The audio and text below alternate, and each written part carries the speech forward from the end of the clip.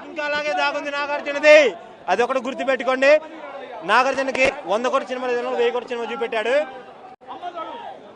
Lokesh Kanakaraju career లోనే biggest అంటే ఎక్కువ టైం చేసిన ఫిల్మ్ ఏదంటే నాగార్జున గారి కోసం 7 నిమిషాలు చెప్పి తీశాడు. అసలు ఆయన నాగార్జున చూశాను బ్రో నేనైతే. అసలు రజనీకాంత్ చూడలే, నాగార్జున చూసా స్క్రీన్ మీద ఉన్నప్పుడు. ఆ మందు సీన్, ఆ సిగరెట్ సీన్ చూస్తుంటే నాగార్జున మెంటల్ ఎక్కిపోతుంది. సుత్తితో అంటే ఎవరు, శోభిన్ మలయాళ యాక్టర్. ఆయన ఒక ఆఫీసర్, మూవీకి వెళ్తే చూసి తెలుస్తుంది. ఆయన ఒక కానిస్టేబుల్, ఆయన్ని ఎలా తప్పిస్తాడు అనేది. లోకేష్ కనకరాజు క్యారెక్టర్ తో సంబంధం లేదు, హీరోతో సంబంధం లేదు. మనం సినిమాకి వెళ్ళామంటే సీట్లో 2 గంటల 25 నిమిషాలు కూకోబెడతాడు. అలాగే ఈ సినిమాలో కూకోబెట్టాడు. ప్రతి ఒక్క క్యారెక్టర్ ఎలివేషన్, ఇంట్రడక్షన్, ప్రతి ఒక్క ఆ సీన్కి బీజిఎం అది అనిరుద్ధ్ అదరగొట్టాడు, ఇచ్చి పడేశాడు మూవీకి మాత్రం. ఇంక ఈ మూవీ తోటి అయితే 1000 crores ఫిల్మ్ తమిళ ఖాతాలో పడిపోయింది.